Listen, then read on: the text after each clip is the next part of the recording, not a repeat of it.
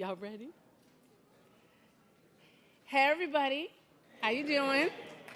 Ooh, y'all sound tired. Come on. You can do better than that. There we go. That's what I'm talking about.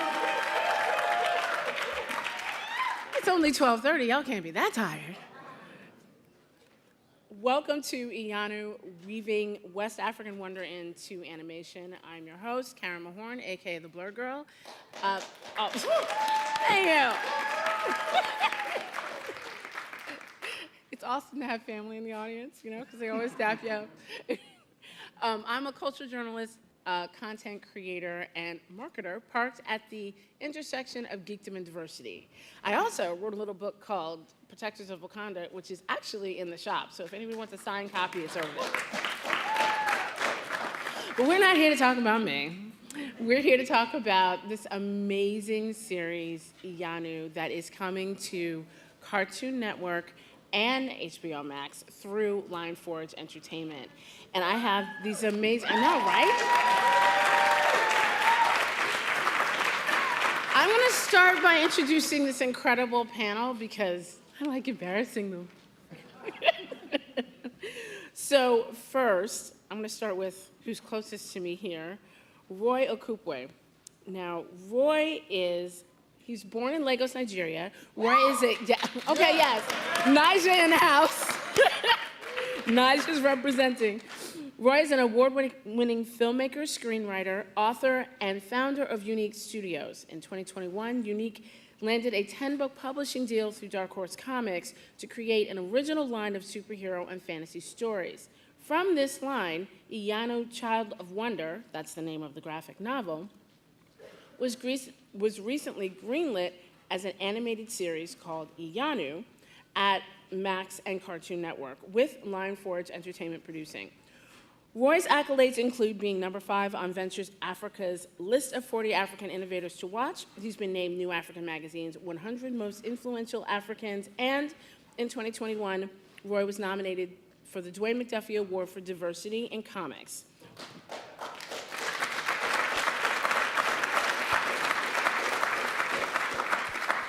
Roye is executive producer, director, and co-creator of the Iyanu series. Kerri Grant, born in Jamaica. Any Jamaicans in the house? Okay.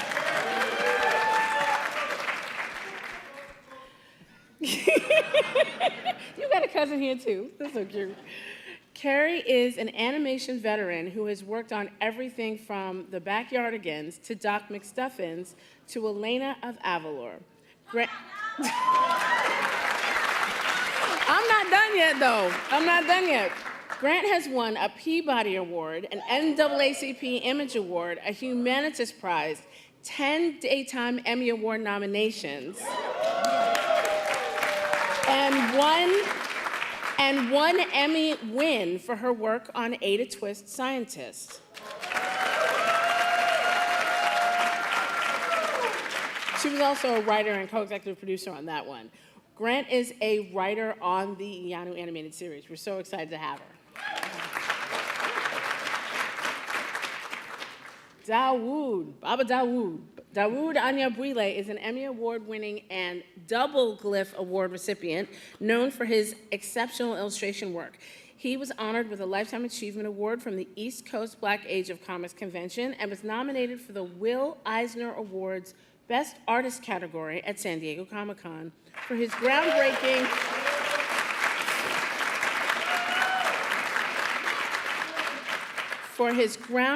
graphic novel series, Brother Man, Dictator of Discipline.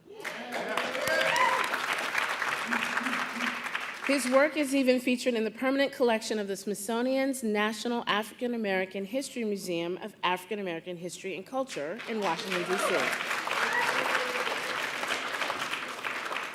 And Dawud serves as one of the episodic directors of Iyanu. So let's go to now that I've embarrassed them all. But they're like, these are accolades worth celebrating, right?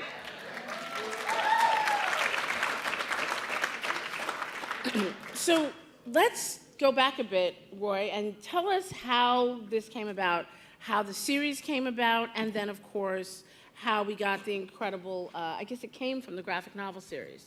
Yes. So tell us the story.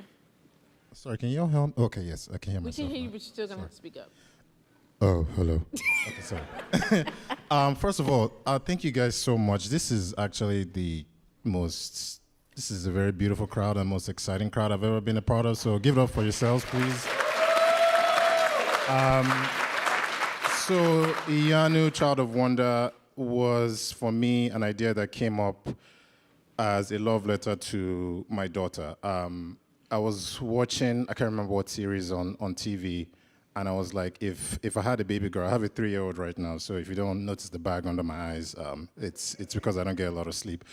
But I sort of thought about if I had a baby girl, what would I want to watch that we could both sit and watch together and be entertained, and also something that she could learn about our history and our culture as well. Like, you know, Karama said, I was born and raised in Lagos, Nigeria. And for me, I've always had the dream of telling these type of fantastical stories from an African perspective. So that was the genesis of Iyanu. The book came out in, my goodness, it came out during the COVID era. So to be honest, I don't even know what year that is anymore.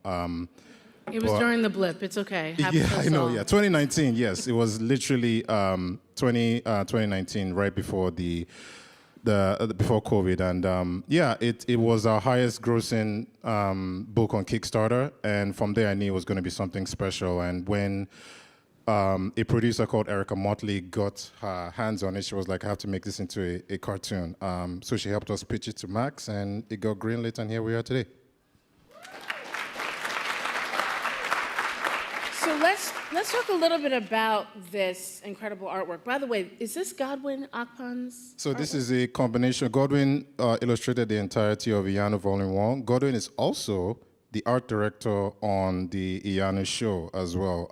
And I have to give kudos to Lionforge Entertainment, because it's not every time you have somebody that works on the book actually come to actually work on the show in that capacity.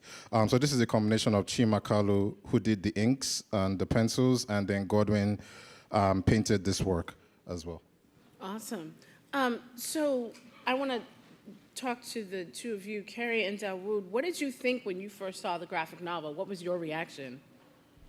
So Erica, who Roye just talked about, was the first person who showed me the novel, and I was just blown away by it. First of all, how beautiful it is, with the colors are so vibrant, the patterns, and Iyanu as the protagonist, our hero. I loved seeing this young, preteen, I guess she's not preteen, but young teenage girl coming into her powers, being powerful, but also being multifaceted in the way that she was portrayed in the books. But I literally just got chills looking at it, because it was so beautiful and so powerful, and I knew I wanted to be a part of it in some way. How about you, Dawud? Oh, yeah. Well, first of all, I want to say, shout out to Godwin. He's not here. Godwin Akpan, who's doing the art direction for the show. He's an incredible, amazing artist who's been giving us a lot of guidance and support in terms of, like, keeping things consistent, like, culturally authentic, and he's a beast, when it comes to the art.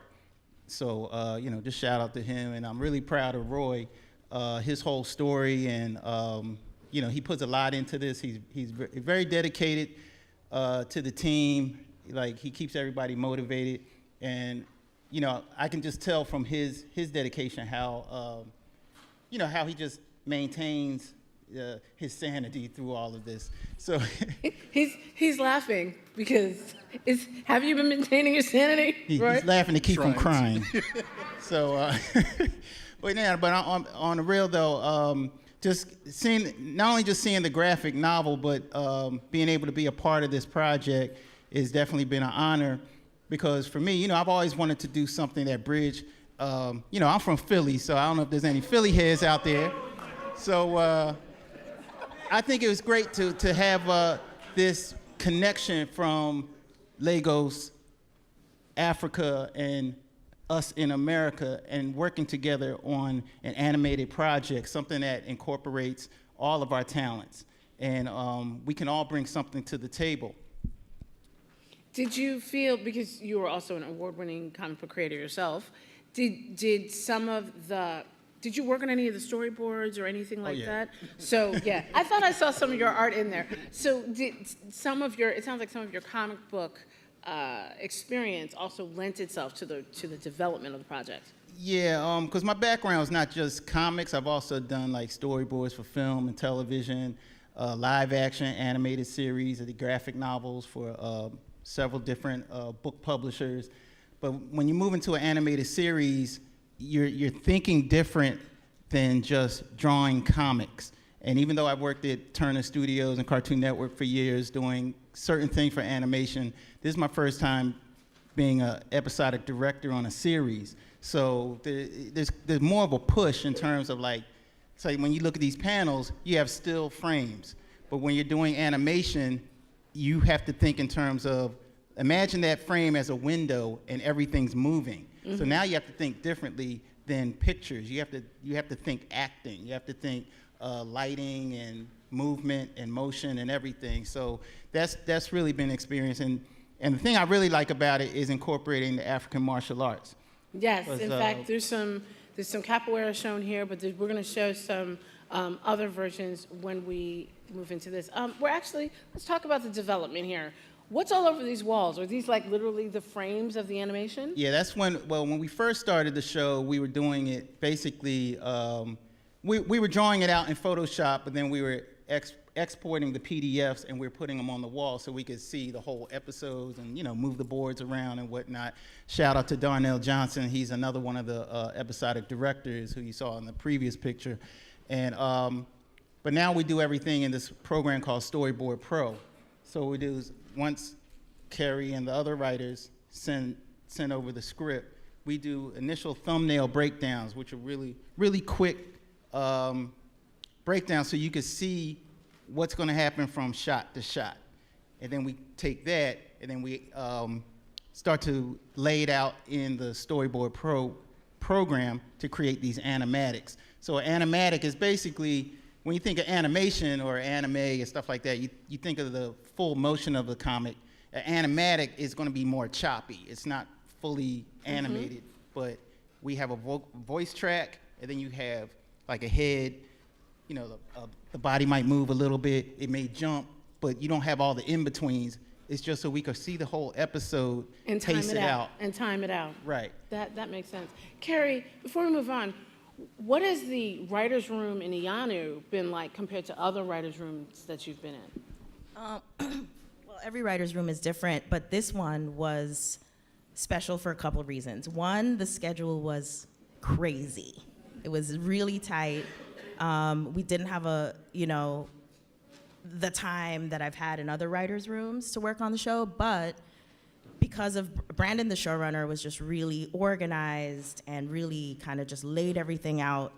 The chemistry in the room was great. Like, we all got along really well. Roye was in the room, kind of guiding us with the lore. And the Brandon you mentioned is Brandon Easton. Brandon right? Easton, the showrunner. Yeah, so Brandon Easton, I don't know how many people here know him.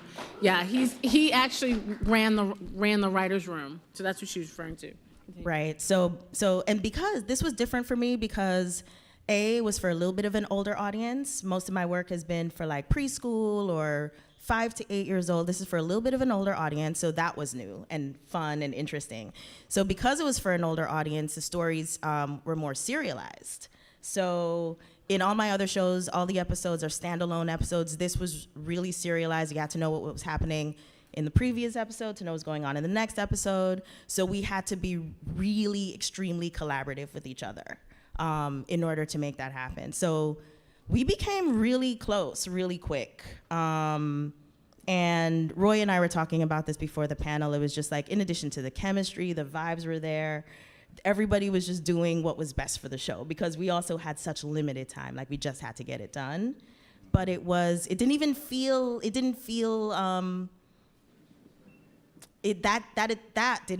like a burden just because the chemistry was so on point and we were so there together, crafting this, like expanding this world that Roye had created. I thought you were going to say it didn't feel like work. I was about to just be like, what? Like, Well, let's get into this. Let's get into some of the series, and I'm going to show some of the things you were talking about in terms of the process, because a lot of people here, I'm thinking, might want to know that, right? So let's talk about Iyanu a little bit. Let's talk about her as a character, and then we're going to talk about her powers a little bit and her friends. Sure. So I know in the comics she is a little bit older. She's a teenager, but in the series, she's a little younger, right? No, she's the same age. She's the same 14. age? Mm-hmm. Okay. Yeah. This is one of my favorite images. Me too. But these images here, Dawud, is this something that you were talking about, showing the different angles and sides and, physically being able to create all of these different looks as opposed to just maybe 2 or 3 for a comic? Is this what you were referring to? Before we get to doing the storyboarding, we have character designs, and one thing we have to note is that there's a huge team behind us. So I don't want people to think, hey, Dawud drew everything, No, it's not like that. I don't even think I'd survive if I had to try to do all that myself. But there's an amazing, diverse team of artists, character designers, storyboard artists, background painters, and everybody comes together doing what they do to help build up an amazing project. So when we have this stage right here, there's character design, then after character design, then we may do acting poses, act things out, so you get expression sheets and things of that nature. Then you got to create props. You have to create your backgrounds. And then, like I was saying, like our brother Godwin will work on the authenticity of the background. So we may lay something out in the storyboard based on the script, and then we say, hey, Godwin, how would that look? What would the pillars look like? What would the designs in it be like? And then he'll send it back so it's legit. And then there's another design team that may color the things in, get the lighting, and then when you get the final piece, it's just amazing. But it literally took a village. Yeah, I was also going to say that it's hundreds of people literally working on this show all over the world as well. Like we said, we have people in Nigeria, we have people in South America, people in different parts of the US, Europe, Asia, and the amount of work it takes to coordinate you can't understate that. But again, it just goes to show the amount of passion that Lionforge has for this project. And then also, even for one thing that was very important to me was the voice acting. All the voice actors are based in Nigeria. They all come from Nollywood. And to me, it's it was extremely important to have Nigerians talking like Nigerians in a show that's Nigerian for a global audience. So just wanted to say that. You didn't want Americans making a possible accent that might not be anything like you said it, I didn't. Okay, so let's talk about Iyanu and some of her powers. We have the energy of the natural, the energy of the unnatural, and the energy of the supernatural. Let's describe these powers so that people can understand some of how this works. Yeah, the first thing you can tell is that I like the word natural. A little bit. So but, for me, one of the, and I'm not shy to say this, one of the things that inspired the comics and just the world of Iyanu in general is Avatar: The Last Airbender. I think you can tell if you've read the books or if you've seen any of the images, there's a lot of things that I was inspired by. Obviously, Iyanu is its own thing. But for me, I always wanted to create a hero that had a set of powers that were sort of connected in a trinity, which is why we have natural, unnatural, and supernatural. So if you look at Iyanu's unnatural powers, it's essentially her ability to charge unnatural objects, like a bow and an arrow.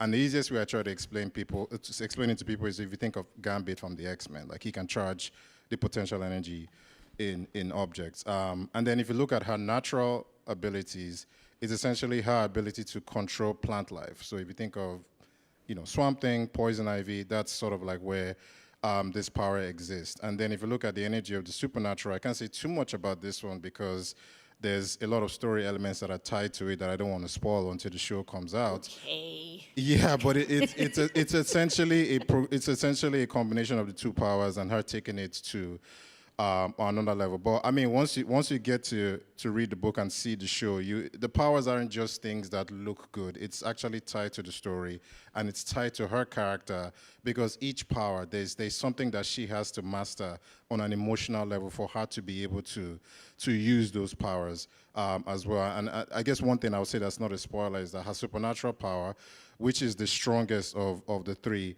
requires empathy. So empathy is something that I feel like even in this day and age that it's hard for us to master, because this world is charged with so much negativity. But I think it's also one of the most, what's the word? It's the thing that I feel like we need the most now in this day and age is empathy for each other. So this challenges Iyanu in a unique way where, like, even where she has to go against people, she has to have empathy for her enemies in order to be able to use the power to sort of like tackle or fend off certain things that she has to do in the story. So yeah, it's not just vanilla stuff. Well, oh, this looks cool, but there are story elements that are tied to it that I think are really interesting as well. Awesome. So let's get into some of the other characters. She rolls with. Let's start with Bee and Toye. Yes. So again, I wanted to have Iyanu go on a journey not on her own, but with a bunch of people that are kind of like-minded with her, but different in a way where they complement her. So we have B, who is sort of like this scoundrel, and like think of him like a young Han Solo. But deep down, he's very emotional. He just uses jokes to hide it. And then you have Toye, who is sort of like the bookworm. And Toye's arc is one that we really loved writing in the story, because his father, Kamfo, is essentially the strongest warrior in the land. And his father wants him to follow in his footsteps, but Toye wants to be an engineer.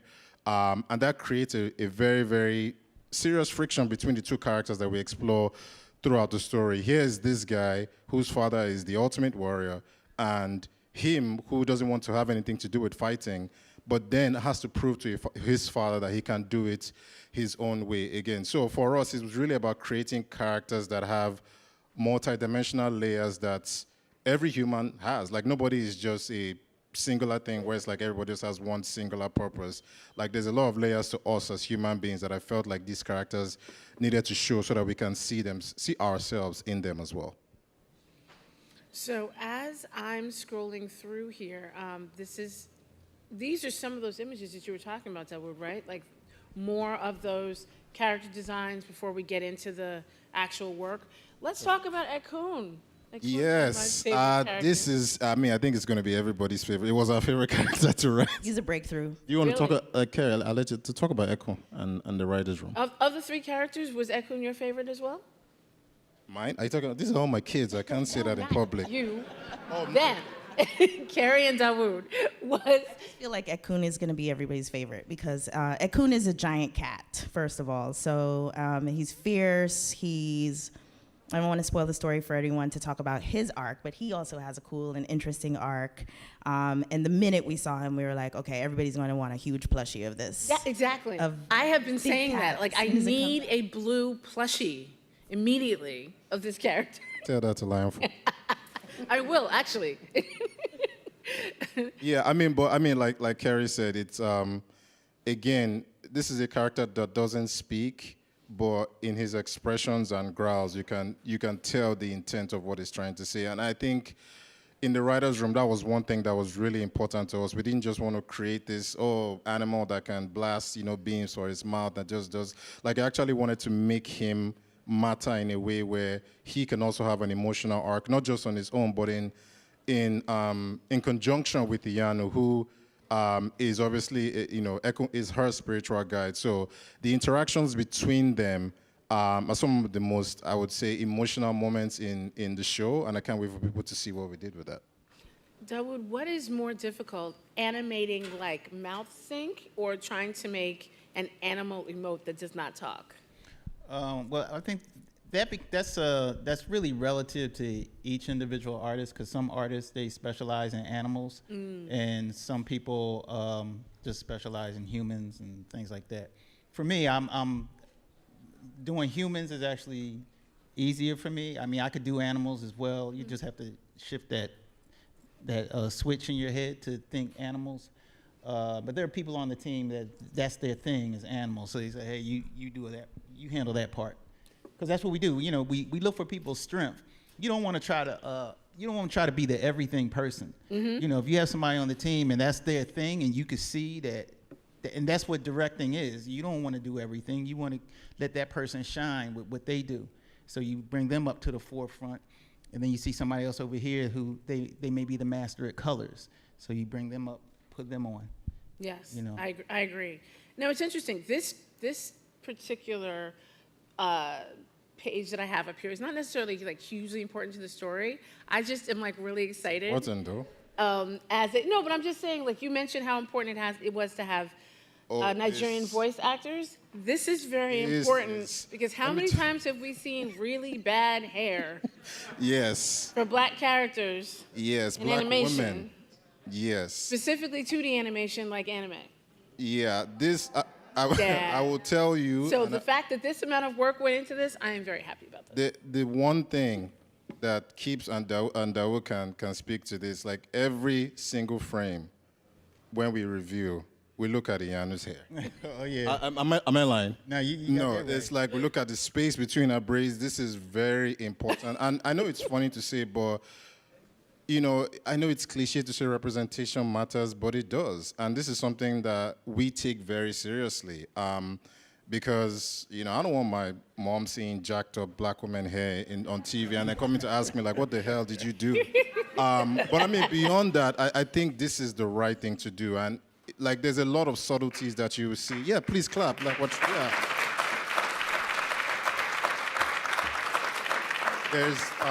There are a lot of subtleties that you would see in the animated series, where it's like even something as simple as like even black people, like our hands, right? Like it's two-tone, right? Like Oh my so God. they don't, like both sides are not the same color, like right? So just simple things like that, I think is what people would appreciate when the show comes out. I agree. Kerri, what's it like for you working on a show like this that looks at the importance of black hair as important as the script? What's that like for you? I love this because also on this show and on Ada Twist, which was my show before this, we also had a similar experience with really trying to make sure her hair was on point and looked authentic and looked beautiful. And so to me, this was just a nice evolution of that process of working on shows. I feel like I've been really fortunate that I've had the opportunity to work on even 2 shows that take black women's hair seriously enough to have, I mean, I know the meetings and the conversations that go into making this happen, and it's important, like, and we've gotten feedback, you know, well, I'll talk about Ada. I've gotten feedback on Twitter from people, you know, commenting on how impactful that was for them just to see her hair. So it's a big deal. It absolutely is. I will say we also take black men hair. I see that serious because this as fade well, is too, tight. so. This fade is tight. I actually, and this is the development part that I just want to go through really quick. I don't think people realize the letters that are under the facial movements are literally the letters of the alphabet. So every single word needs to be animated to the mouth on every single character in multiple angles. This is why it takes hundreds and hundreds of people and why Roye looks so tired. But I believe this is what you were talking about, Dawud, when you said the different angles. And now this isn't part of is this part of the art direction, or is this actually? Now, that's more like the animation guide, like when. Gotcha. It's for exposure sheets, like, you know, X sheets are definitely. So the thing, I don't want to get too technical here, but. No, I do, because there's artists in here that want to know, right? You want to know how this is done? Yeah, so basically, I mean, X sheets are the things that we use to time like the lip movements, so that when characters are talking, they say A, O, U, I, like it actually sounds like what they're saying. And this is a very painful thing to do, but again, it's one of the things that you have to do in animation to make things feel proper and legit. No, I completely agree. Now let's talk about some of these fighting styles. I know we have, this is capoeira represented here, but this is a different type of fighting style here. Dawud, you wanna, since Dawud is our resident fights specialist. This is Dambe, right? Yeah, in the show we're incorporating different fighting styles. So, you know, like a lot of anime, you see a lot of kung fu, karate, things like that. That's cool, you know, we've seen it. but we haven't really seen like the African martial arts. So we have the Dambe, which is North Nigerian, where they wrap their hands up like in rope in one hand, and then they use their other hands as a shield, and they bust each other in the heads with that. It's pretty violent. Try to keep our It is. PG, And here, we have it where it's fun, but that's... Look, I put Dambe in my book too. So all the Dormalazi were beating the crap out of each other too. So. Well, there you go. And then the other one is the capoeira. So we have capoeira Angola and Haitian now. So This looks like your art. Dawud, yes. yeah, These were some earlier drawings when I was first coming in, like some conceptual stuff. So I played capoeira since like '99, and there's different forms. So you have Angola style, which is more like the African style. Then you have Haitian now, which is more the Brazilian. All comes out of Brazil, but it's still from Angola. I missed that last part. It comes from Brazil. It's an African martial arts from Brazil, but it's still out of Angola. Right. That's the birthplace. So, but what we're doing is basically we're doing this mashup. It's kind of a mythology where we're taking different art forms and we have it in this mythological Yoruba land, or is that how we can say it? Yeah. Yeah. So we're basically taking these mashups of culture to create this adventure. Awesome. So we're going to move on to some of the concept art. This is beautiful. I love this one, and we haven't. this is the Royal Palace in the city of Elu. The city of Elu is the last walled city in Yoruba land. And for everybody that doesn't know much about Iyanu, I'm sorry, I should have given a little bit of a synopsis. It's essentially it's a typical action-adventure fantasy show, but obviously it takes place in our version of Yoruba land. Yoruba is one of the three major tribes in Nigeria. Yoruba is my tribe, which is why obviously this is very important to me. But yeah, our story follows Iyanu, who essentially has lost all memory, all concept of her past and where she comes from, and she discovers that she has the powers of the gods.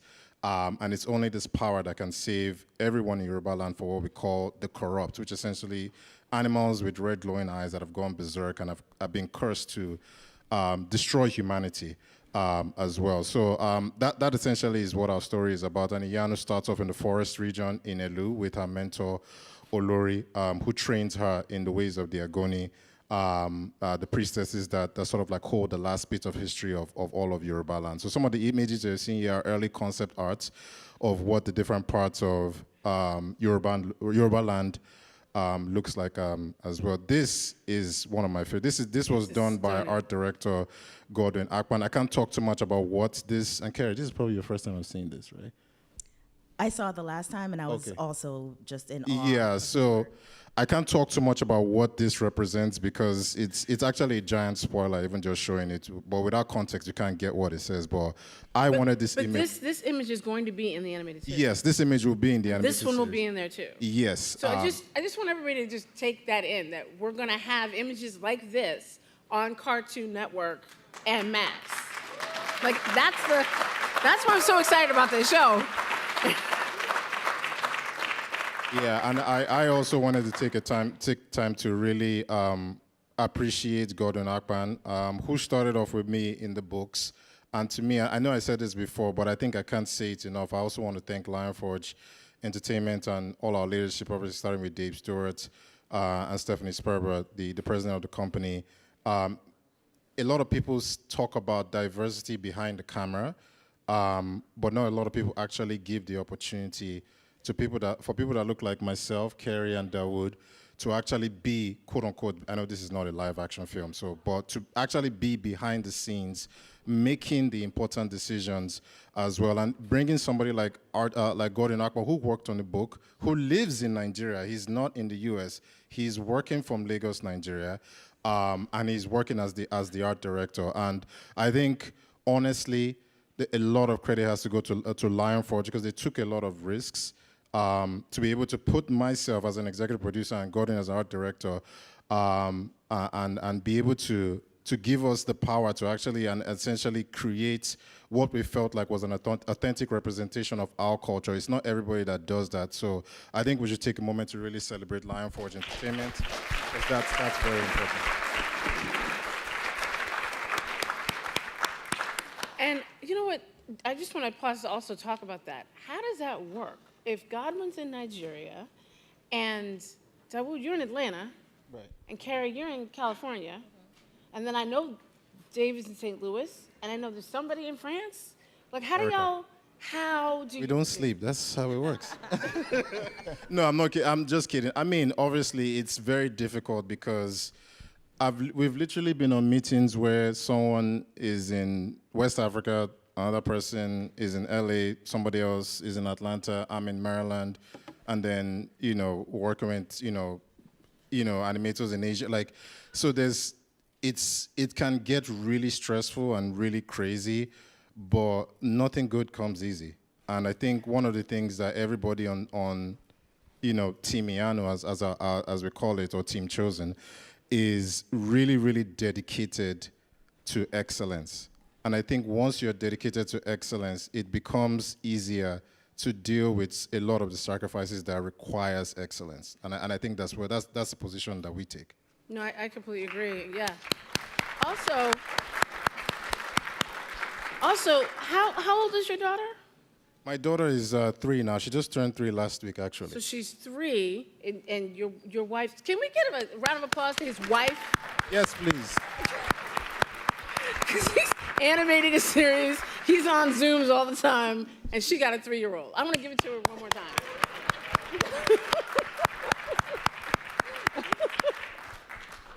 And no, she did not tell me to do that. I just that feel so for I her. can get some points tonight. So, sorry, continue. I did not tell her that. She did not tell me to do that. I just felt for her. Okay, so who's ready for some exclusive looks? Stuff that nobody's seen. Now, if you were at New York Comic Con, you're going to recognize maybe 2 or 3 of these images, but the rest are new, okay? So, here we go. this is Iyanu and her trainer. Yeah, so this is Iyanu. This is actually from episode 101. And Iyanu is getting a lesson from Olori, who's on the right. And here's another thing. The character on the right is named Olori? Yes, Olori. I forgot to mention this as well. Another thing that was important to us is show the different shades of black people. Not just one color, right? And it's not the people that are always darker that are always bad, quote unquote. So just wanted to put that out there as well. But yeah, this is actually one of my favorite shots from episode 101. Again, I can't talk too much about it, but again, Olori is a mentor to Iyanu. And all this is happening in a moment before everything goes haywire and the show really, really kicks off. But again, one of the things that we also even try to do with the backgrounds, and it may seem subtle, but our art director, Godwin, actually goes as deep to putting trees and species of vegetation that only exist in Nigeria as well. Because again, for us, it's more than just, let's just do it the way everybody else has done it. Like when we say we want to be authentic, literally we're going to the level of how does this shade of grass exist in Nigeria today? And that's another thing I have to give up to Gordon as well. So you see in the backgrounds, like everything here is authentic to Nigeria as well. But again, it's just a pretty shot. Absolutely. Also, I love this shot. I love her skin tone. I need that lip shade. We're going to talk about that. I love her hair. I love all of it. Yeah. This is Iyanu powered up. Yep. This is Iyanu activating her supernatural energy, which is why there's a lot more of an aggressive glow in her eyes. One of the things that I love about this shot is just her confidence. It was very important for us to show obviously a character that's young in all different facets of, like, just different emotional, points in her life, but I also felt, and even in the writer's room, like one of the things that we always went back to is agency. Iyanu has to have agency. She can't feel helpless. She can't feel like, oh, the boys need to carry things for her or like help her or save her. And a lot of that, again, is down to people like Kerri in the room, because obviously, I don't know what it's like to be a 14-year-old girl. I mean, I can try. Kerri, did you? That was my job. I was gonna say, did you have to speak up a couple times ago, guys? She wouldn't do. I was the resident girl in the room, yeah. I mean, what I love about Iyanu is she's powerful, she's a warrior and all of that, but she's also so complex in her emotional state. And we really wanted to show that, show her fighting, but also crying. And also she's coming of age. She's coming into her powers. So what does that, we really explored that in like really carefully, slowly, what it would really feel. I mean, in some ways it's like a metaphor for puberty, right? Like she's becoming a woman, she's changing, she's going through all these changes, and that's what's being illustrated here in some ways too. Awesome. Now, before I have a few more images to show, I just want to let you know we are going to be taking some questions, and I don't see the microphones. So are we going to just be letting people? There'll be, no, I mean for other people. Okay, so y'all, I'm going to have to, okay, in a couple minutes, I guess we're going to have to do the hand raising thing. But get your questions ready. This is actually an extended image of the previous shot. We have not shown that before. And I see what you mean on the hands. Sorry, say that again? I see what you mean with the Oh, hands. yes, again, yeah, this is what I was trying to explain in the beginning in terms of the two-tone approach to the hand. So, yeah, it's, again, a lot of things. And even the design on the bow, Dawud, was that something that was discussed early on, or? Yeah, those are those details that we were talking about, like with Godwin and, just making sure everything is on point. And here's a brand new shot of all of our main characters. Iyanu. I feel so bad for Toye. I know, Toye keeps catching it, poor thing, way back How on does he Ekun's survive tail. that? All right. Because one thing Ekun is not going to do is wait. No, it's not. That's one thing that we've learned on this show. Yeah. But yeah, I am really excited to share like all of these images. I mean, what do y'all think? Are you excited to see the show?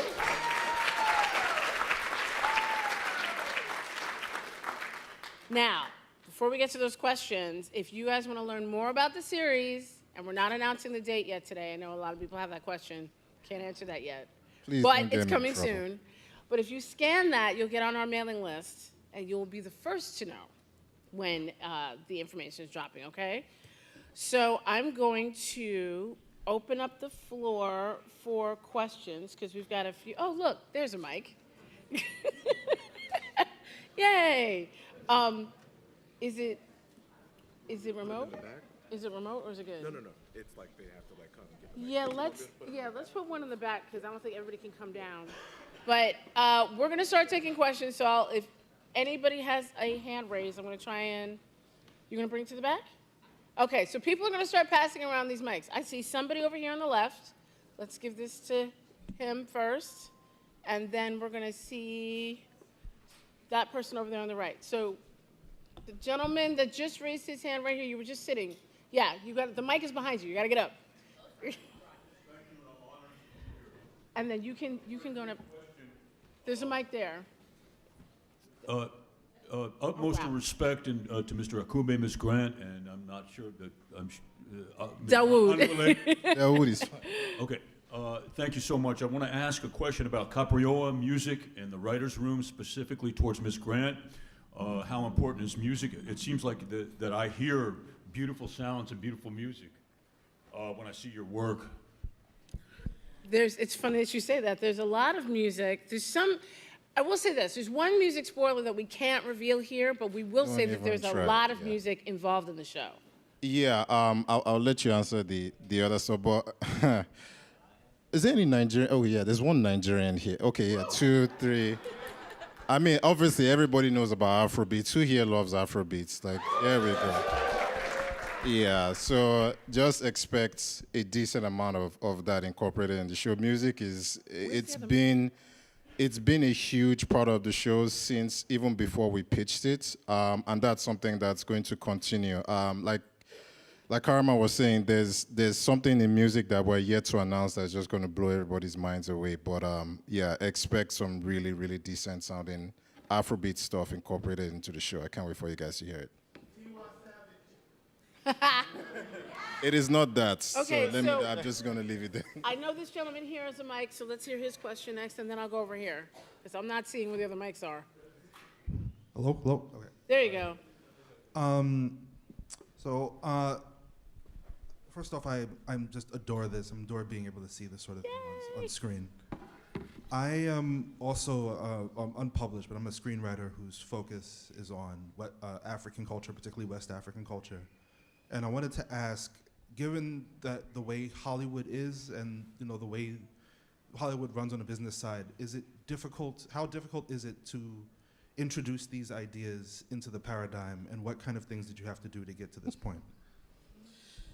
Oh, man. Thank God for Lion Forge. Lion Forge is a black-owned company, by the way. Yes. So that helps. It's a Man, I want to try to answer this question with as much positivity as possible. We're all friends here. You don't have to be that positive. Yeah, so I created my first animated short that was based on a superhero that existed in Lagos, Nigeria. This was 2008. And then I created my second one in 2012. And let's just say when I took it to producers in Hollywood, this was before, obviously, Black Panther came out. I can't tell you some of the things that I heard because I just don't want to go back there, but it has taken me, let's even just stay from 2012. It has taken me, sorry, my math is not good. That's what, 2012 minus? It's okay, the blip 12, yeah, messed sorry. it up for all so of us. about 12 to 15 years to get to this point. Yeah, no, thank you. But I will say this, though. I think part of the reason a lot of us, not just the three of us on stage here, but everybody that works on this show, including Lion Forge, part of the reasons why we take this so seriously is that we don't want it to take somebody else 15 years to get this.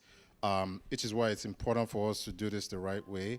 It is important for you to support the books when the show comes out, support the show, because we have to consistently prove that this type of material people want to see, right? So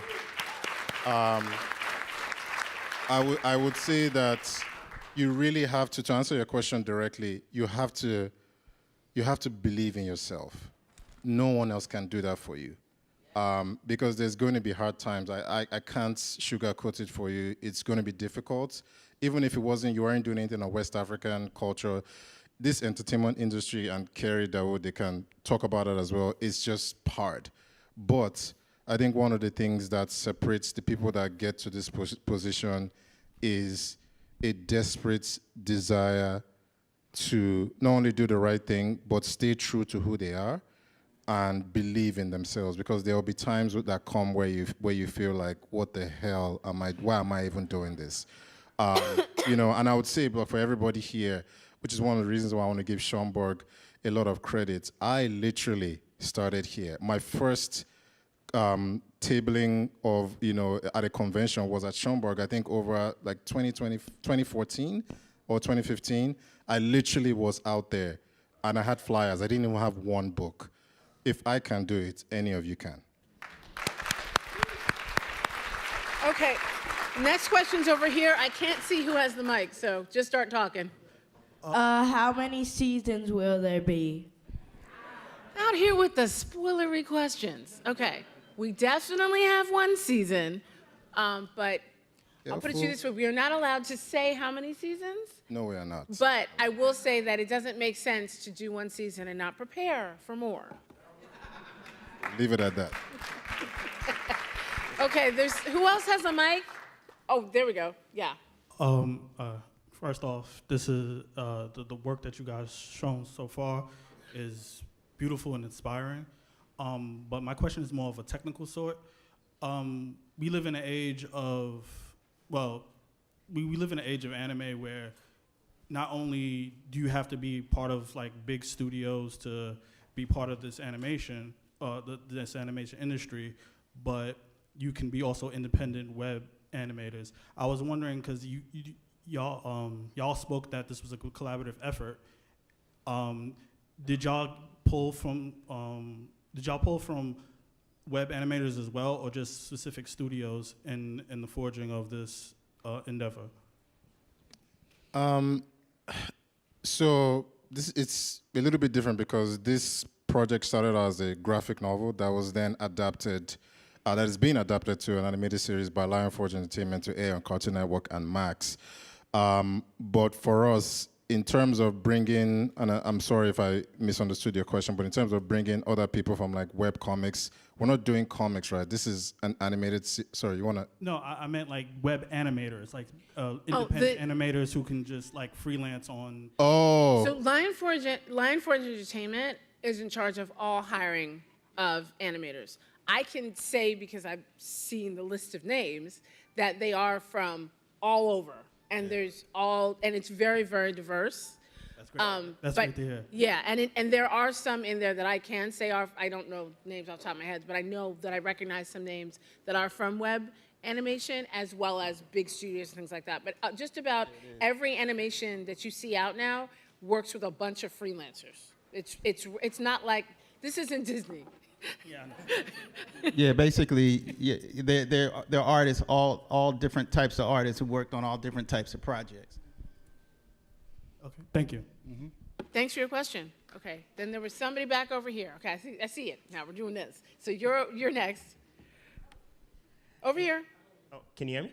Now I can. Hey, Kings and Queens. Thank you so much, Mr. Okupe, Ms. Grant, and Mr. Dawud for being an incredible inspiration. I'm Iyanu Hughes, Afrofuturist and mangaka of Bold Saga, and I wanted to ask, if someone wants to make animation or anime like this, where should they get started? Dawud. Oh man, what I would say is the way you start is just you just have to start. Just start. You know, you just create. You know what I mean? Like, you know, when I think of my personal journey, you know, I went from street artist in the 80s to publishing my own comics. I didn't even know anybody that, you know, I knew very few brothers that made comics independently. And I just went, I said, hey, I want to make a comic book. I didn't wait for anybody. I just said, hey, how do you do it? Figured it out, put it out there, got our own distribution network. After that, I wanted to know what it was like to animate in the animation industry, so I went to LA and landed a job. Ended up on Wild Thornberries doing character design and Rugrats. But at that time, keep in mind, this is like the 90s. I love how he just threw that in there like that wasn't a big deal. No. No, man, hear me out. Hear me out.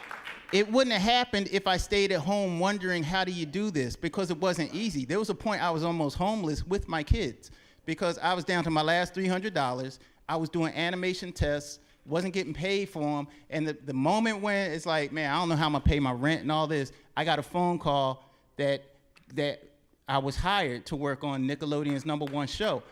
I didn't know anybody that did that stuff at that time. I had to put myself in the places that I wanted to be at. Then I left LA and came to Atlanta and ended up other opportunities opening up. What I'm saying is that the manifestation starts in the mind. The things that you want to have, you have to see it first and believe in it, and then that's how it happens. Because if you wait for somebody to give you something, like my dad used to say, you'll be old and gray waiting, because nobody's going to just give you something. But if they see that, you know, especially like young people, you see them sitting there sketching, like my man over there, he was sketching and drawing, that attracts people to him because he's putting in the work. You see what I'm saying? So even when we get older, you know, sometimes we want things to happen like this, and if it didn't happen in a year or two, oh, I quit. Then, okay, then if you quit, and you see how Roye put that time in, and now it's happening. For me, it's been over 30 years, and this is my first directorial debut, even though I've been working on shows for decades. You see what I'm saying? So you just gotta stay on your path of what you're doing, and just know that it's going to work. It may be 5 years, it may be 10 years, but the thing is, do it because you love it. Exactly. You see what I'm saying? Okay. I can take 2 more questions and then we gotta go because both Roye and Dawud are going to be signing copies of Iyanu and Brother Man out in front. So if you want to, and if you don't have a copy, you can go to the Schomburg bookstore and buy some because we support the Schomburg today. Okay, so where's my next question? Hi. Keep talking. I'll find you. I guess I have a general question. There are a lot of people that aren't necessarily in their 20s or teenagers that are trying to come up and are just realizing that they have this dream in them. Because you are all in this higher position now, do you have any thoughts of being a place where people can go as a guide in this journey? There is a lot to be said for the young people that are coming up in this industry. It's great to have you guys as foundational people on this epic rise for all of us. But for the folks that have a little bit more, I don't want to say this, that are a little more grounded, where do they go to get your kind of guidance? Ma'am, sister, friend. Okay, so are you saying like, where does someone go to get? Can you clarify your question for me? Because we have several distinct things up here. We have somebody who is an artist and a director. We have somebody who's in a writer's room writing for a series, and we also have an executive producer. So, can you narrow the question a little bit? My general question is, y'all together are a force, and would be great for the people that want to do things that you are doing, no matter through that eclectic array that's up there. Where do we go to find people like y'all for guidance? Here. Yeah, Schomburg's one. Yeah. Schomburg's one place, and then there's also, in California, there's the Black Animation. I can't remember the name of the Black event right now. Animated? Are you talking about? There's Black Women Animate. Yeah. The Black Women Animate is one, but the Black Animation event that just happened in California, like it's a convention. Oh, Afro Anime? Yes, Afro Anime, I believe. And it's literally executive people who are actually putting together shows and people who've been on like Emmy and Oscar award-winning projects that are actually talking to students, and people can show their projects and things like that. So that would be one. And then I also will say that Lionforge Entertainment is not that old, but they are also putting together, basically, and this is not happening this year, but they are putting together things that young people can participate in, so they can learn how this whole process works. So Yeah, I'll say that much. Yeah, and I would just say too, like, because my objective, even going back to like the '90s, was to create a hub. I used to have one in Philly where I was teaching art school I was teaching kids at our Big City Comics World headquarters, and a lot of those kids work in the industry now. The thing is, there's so many outlets. There's not really like that one school, because that's really what I wanted to do, was build like a black art college, because I wanted to go like a black college, but I wanted to go to art school. So I said, oh, it'd be cool to have like a black art college. But all those things, they take time. You know, it takes time to come together. So where do they go? They have the internet, and there's so many things now that are accessible to young people that we didn't even have back in the day. So really, that comes down to the individual and their personal desire, because the information is there. Just like I said, there's Black Women Animate, there's a CIFA in Atlanta for young people. There's so many different outlets that are out there, and even us on the show, there's a lot of young people who are working on Iyanu who it's their first opportunity to be working on an animated series, because Lionforge is providing that opportunity for them. So it's actually happening. And then with the success of this, that's going to open more doors to give us each the power to train more young people, but we're still in the learning process ourselves. Yeah, and I've also... That's right. Yes. And I was going to say, too, I've had people reach out to me people have found me in the credits of shows and reached out on LinkedIn or Twitter or even Instagram, you know, like if you want to, I think the information is out there for sure. my last 2 cents would be YouTube and podcasts. You can learn how to use any of the tech on YouTube, and there's tons of people with podcasts now. Not everybody should have one, but most people, people that are artists that have podcasts as well, and animators that are talking about what they do. Real quick, I just want to clarify. The reason I said here is that some of the people that we work with now, we met at conventions. Yeah. Like, just meet somebody, you connect for whatever reason, you like their work, you stay in touch, and literally there's been people on our show where because like Godwin knew someone he had worked with before or someone he met. I met Godwin in a convention in Nigeria. Like, these type of connections, you never know how they're going to pay off and when. So that's why I said here is a good place as well. Unfortunately, that's going to have to be our last question. So, but there's going to be more. We're going to be out at the table, and you can. Let's just get it real quick. Are you going to leave? Huh? You got to leave. Let Dawud leave. Okay. Let's just get real quick. Squeeze it in real Go quick. ahead. Real quick. Come on. Go ahead. Hello? Yes, we can hear you. Hear you. I just wanted to say thank you for creating this series. It's going to be something special. And also, I wanted to ask, how do you write characters so that they aren't too similar to what you've already seen? Kerri, do you want to take? I think it's a combination of, well, you want to write characters to make them feel real.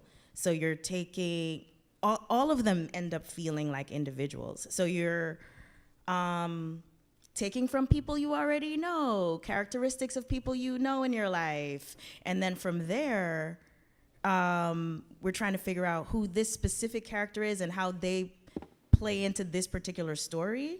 And that also kind of contributes to them feeling unique. Also, I know one of my approaches is, how does this character talk?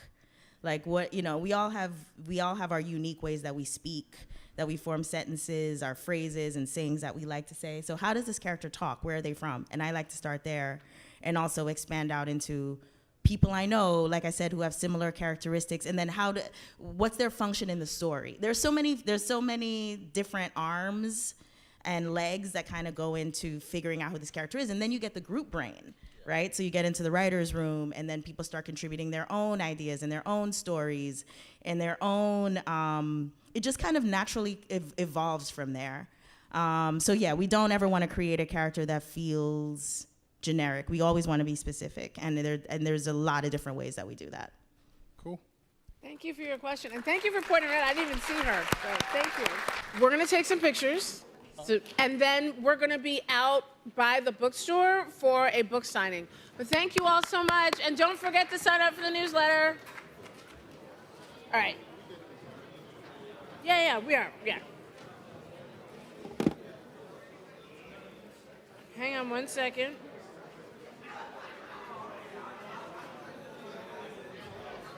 Do you want this one or do you want?